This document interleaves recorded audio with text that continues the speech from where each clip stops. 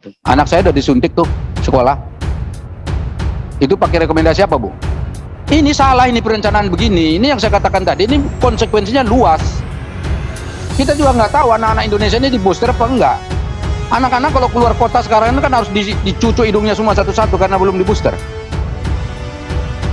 Dan orang kalau mau keluar negeri, ada orang yang mau sekolah, mau apa, semua segala macam, itu kan harus di booster semua. Orang luar negeri nggak percaya sama kita. Ini sekarang Saudi saja nggak bolehkan warganya masuk ke Indonesia gara-gara kita dianggap nggak aman. Konsekuensinya luas ini. Ini saya katakan ini mengurus rakyat ini sembarangan aja nih. Anggarannya kan besar. Kemarin yang habis untuk vaksin 36 triliun, sudah habis. Sekarang dianggarkan 9 triliun, 45 triliun ini anggarannya. Ketua, ini jangan main-main Ketua. Ini Ketua saya disenyum-senyum aja dari tadi. Yang tegas ini Ketua. Terima kasih sudah klik video ini. Jangan lupa tekan tombol subscribe untuk bergabung. Dalam hitungan saya persilahkan kalian untuk tekan tombol subscribe. 10, 3, 2, 1. Saya ucapkan selamat bergabung dalam channel ini. Pertanyaan saya terkait dengan ini, Bapak Ibu. Pertama, itu soal yang kadaluarsa.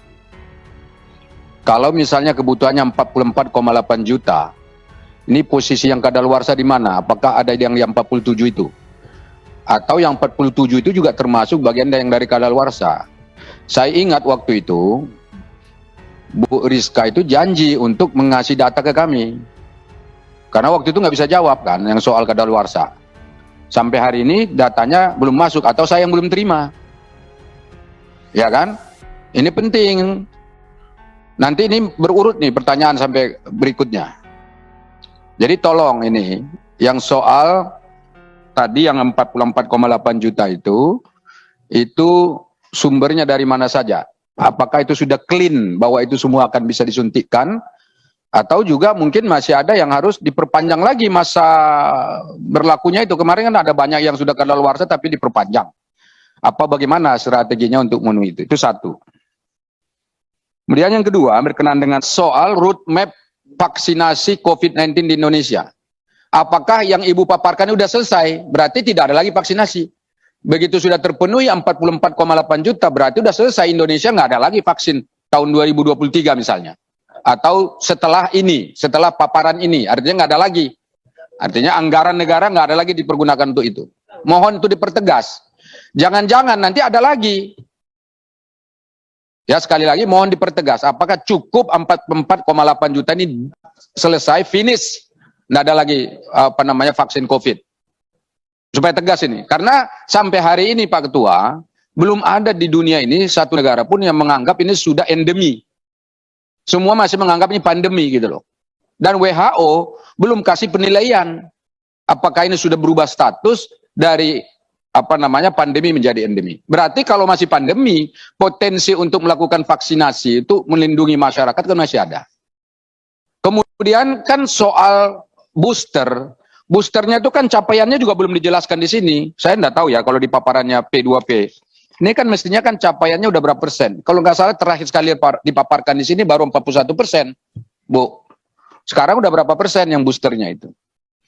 Ini ada kaitannya dengan penyediaan vaksin. Berapa yang akan dibutuhkan oleh negara.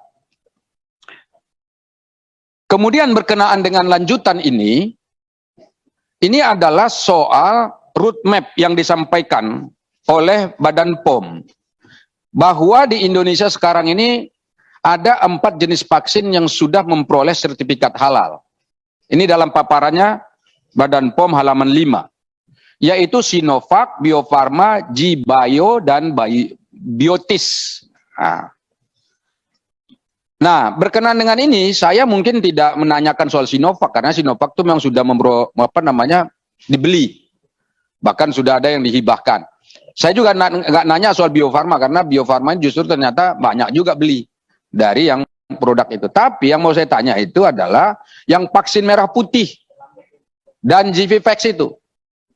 Kemarin kan ada KMK baru, keputusan Menteri Kesehatan baru, yang menambahkan perusahaan-perusahaan yang memproduksi vaksin halal untuk bisa dibeli. Ini pertanyaan saya, KMK ini gunanya apa? Tegas nih pertanyaannya. Gunanya apa? Kan kalau secara umum itu gunanya supaya vaksin-vaksin yang belum masuk selama ini di dalam daftar itu masuk, kan begitu. Tetapi ibu tadi mengatakan sudah 44,8 juta dosisnya sudah cukup, bahkan lebih 3 juta dosis. Lalu untuk apa bikin KMK? Loh, ibu nggak beli lagi?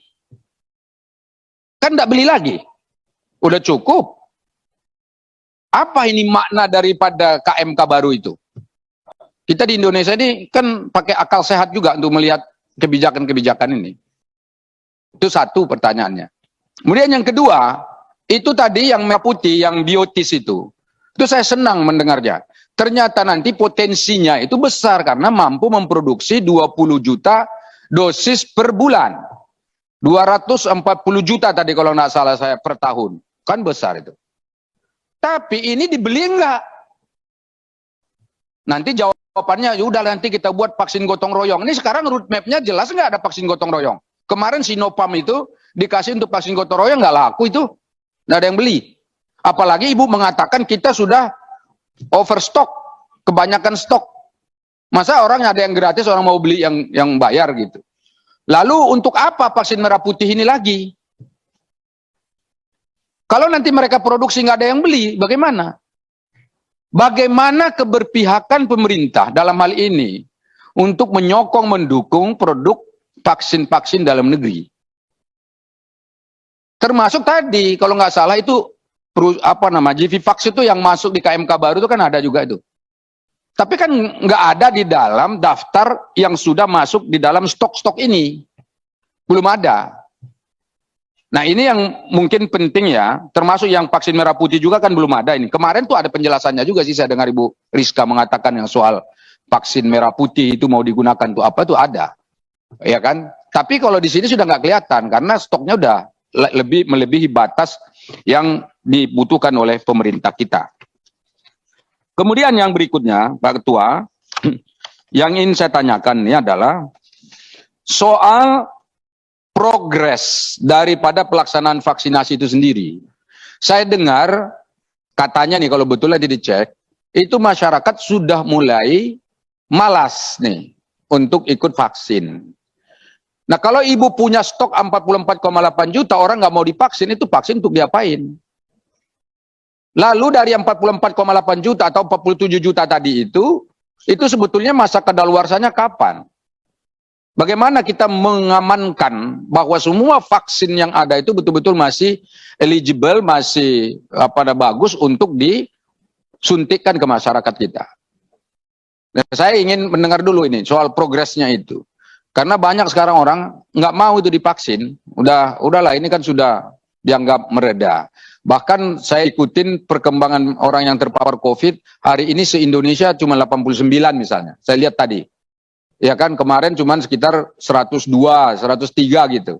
Jadi artinya sudah turun sekali. Jadi orang melihatnya udah berbeda dengan itu. Jadi karena itu ini tolong dijelaskan dulu soal ini. Ini pertanyaan-pertanyaan yang ini saya kira lah pertanyaan-pertanyaan yang sangat esensial di dalam panja ini yang harus kita buka. Kemudian yang terakhir, Pak Ketua, saya tidak tahu ini yang cocok ditanyakan ke siapa, kan kelihatannya ini tersangkut terkait juga semua. Yaitu soal temuan BPK yang dilaporkan di dalam rapat paripurna DPR baru-baru ini. Yaitu adanya dugaan di mana penggunaan persoalan kadaluarsa ya. Persoalan kadaluarsa yang saya kira ini harus dijawab oleh Badan POM atau Kementerian Kesehatan. Sebetulnya potensi kerugian negara itu berapa dan bagaimana menjawab itu yang akan dijawab oleh Kementerian Kesehatan untuk menjawab temuan itu. Apa jawabannya? Kita berharap bahwa tidak ada masalah apa-apa. Tapi tentu kami mau tahu kira-kira nanti ini arahnya betul nggak sih apa yang ditemukan oleh BPK itu, atau mungkin itu salah BPK menilainya gitu, atau ada kesalahan audit misalnya. Ini saya kira penting supaya kita punya konsepsi yang sama ketika ditanya orang di luar, karena banyak orang nanya loh Bu. Tapi saya tidak komentar Karena saya mau pingin dengar dulu ini jawaban resmi seperti apa. Nah, orang bertanya ini temuannya seperti apa nanti arahnya. Nah, kita belum bisa jawab sampai Kementerian Kesehatan melakukan klarifikasi. Ini kan katanya tadi nunggu rekomendasi ITAGI ya. Setahu saya kan anak-anak sudah divaksin ya.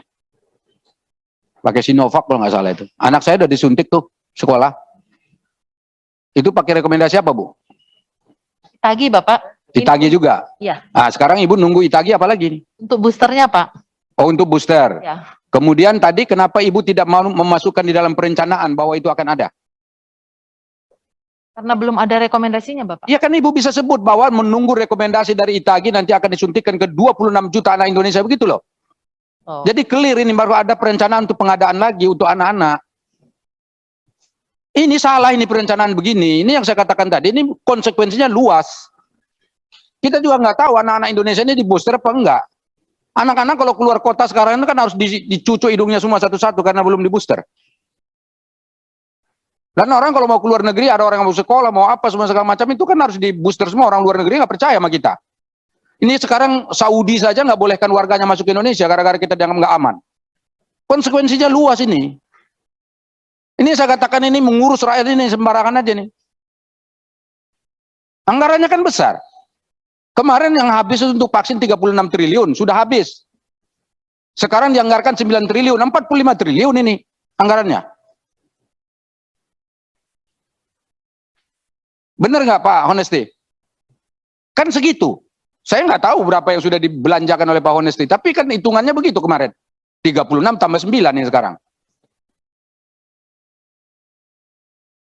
Ketua, ini jangan main-main Ketua. Ini Ketua saya senyum-senyum aja dari tadi. Yang tegas ini Ketua. Ini kadang-kadang Pak Saleh pun juga urusan senyum pun juga diolah.